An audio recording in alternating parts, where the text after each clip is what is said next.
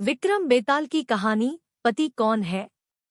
सालों पहले यमुना किनारे धर्मस्थल नाम का एक नगर हुआ करता था। वहां एक ब्राह्मण रहता था जिसका नाम गणपति था। उसकी एक सुंदर और गुणवान बेटी थी।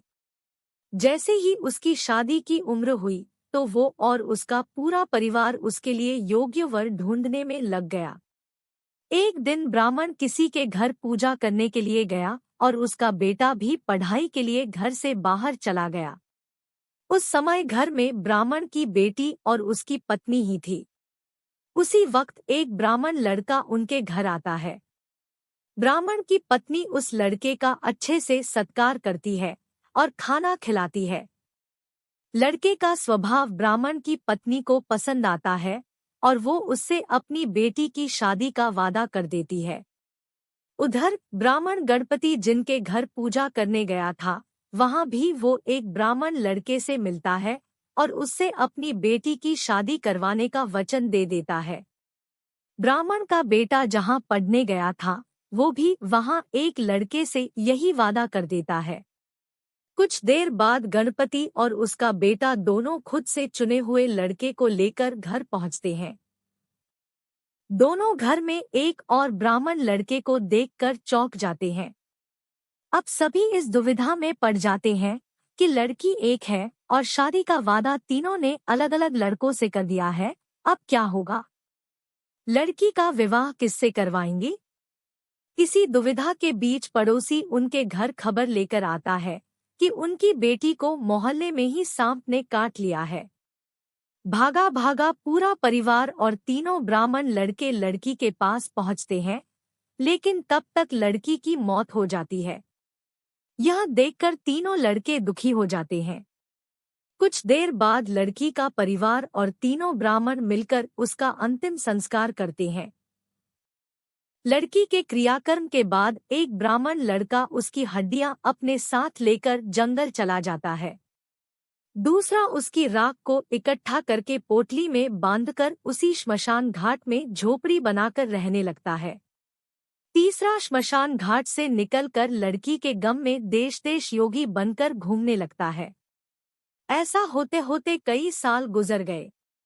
एक दिन अचानक योगी बनकर घूम रहा ब्राह्मण किसी तांत्रिक के घर पहुंच गया। ब्राह्मण को घर में देखकर तांत्रिक खुश हुआ और उसका सत्कार किया। तांत्रिक ने योगी से कुछ दिन अपने घर में ही रहने के लिए कहा। तांत्रिक की जिद देखकर योगी उनके घर में ही रुक गया। एक दिन तांत्रिक अपनी विद्या में बहुत लीन था और उसकी पत्नी सबके लिए खाना बना रही थी। उसी वक्त उनका बेटा रोने लगा और अपनी माँ को परेशान करने लगा। तांत्रिक की पत्नी ने उसे बहुत संभालने की कोशिश की, लेकिन वो नहीं माना। आखिर में तांत्रिक की पत्नी को इतना गुस्सा आया कि उसने अपने बच्चे की पिटाई कर दी। उसके बाद भी जब बच्चा चुप नहीं हुआ तो उसने उसे चूल्हे में डालकर जला दिया। यह सब देखकर योगी ब्राह्मण बहुत नाराज हुआ और बिना कुछ खाए ही अपनी पोटली लेकर उनके घर से जाने लगा। इतने में तांत्रिक आया और योगी से कहा, महाराज खाना तैयार है, आप इस तरह गुस्से में बिना खाए यहाँ से न जाएं। गुस्से में योगी ने कहा, मैं इस घर में एक मिनट भी नहीं रुक सकता। जहाँ ऐसी राक्षसी रहती हो वहाँ मैं कैसे कुछ खा सकता हूँ। इतना सुनते ही तांत्रिक झट से चूल्हे के पास जाता है और एक किताब से एक मंत्र पढ़कर अपने बेटे को जिंदा कर देता है। यह सब देखकर योगी हैरान रह जाता है। उसने सोचा कि अगर यह किताब मेरे हाथ लग जाए तो मैं अपनी पत्नी को भी जीवित कर सकता हूँ। योगी यह सोच ही रहा होता है कि उधर तांत्रिक बेटे को जीवित करने के बाद फिर से योगी से खाना खाने का आग्रह करता है। योगी खाना खाता है और वहीं रुक जाता है। अब योगी के दिमाग में बस यही चल रहा था कि बस वो किसी तरह से उस किताब को हासिल कर ले। सोचते सोचते रात हो जाती है। सब खाना खाकर सो जाते हैं।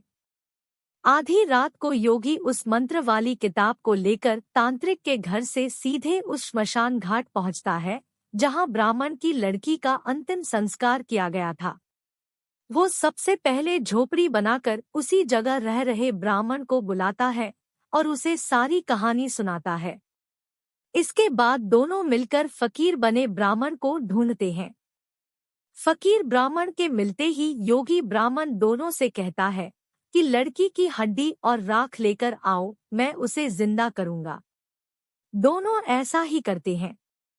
राख और हड्डी इकट्ठा करने के बाद लड़की को जलाई हुई जगह में योगी ब्राह्मण मंत्र पढ़ता और लड़की जिंदा हो जाती है। यह देख तीनों ब्राह्मण खुश हो जाते हैं।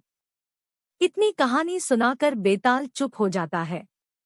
कुछ देर बाद वह राजा विक्रम से पूछता है, बताओ वह लड़की किसकी पत्नी हुई? विक्रमादित्य बेताल के दोबारा उड़ने के डर से जवाब नहीं देंगे। गुस्से में बेताल कहता है, देखो अगर तुम जवाब पता होते हुए भी नहीं दोगे तो मैं तुम्हारी गर्दन में काट दूंगा, जल्दी से जवाब दो। इतना सुनते ही राजा बोलते हैं, जो ब्राह्मण श्मशान में कुटिया बनाकर रह रहा था वो उसकी पत्नी हुई। बेताल पूछता है, कैसे? तब विक्रमादित्य जवाब देते हैं, जो हड्डी चुनकर फकीर बन गया वो उसका बेटा हुआ। जिसने तांत्रिक विद्या से उसे जीवित किया वो उसके पिता समान हुआ, और जो उसकी राख के साथ जीवन जी रहा था वो ही उसका पति हुआ।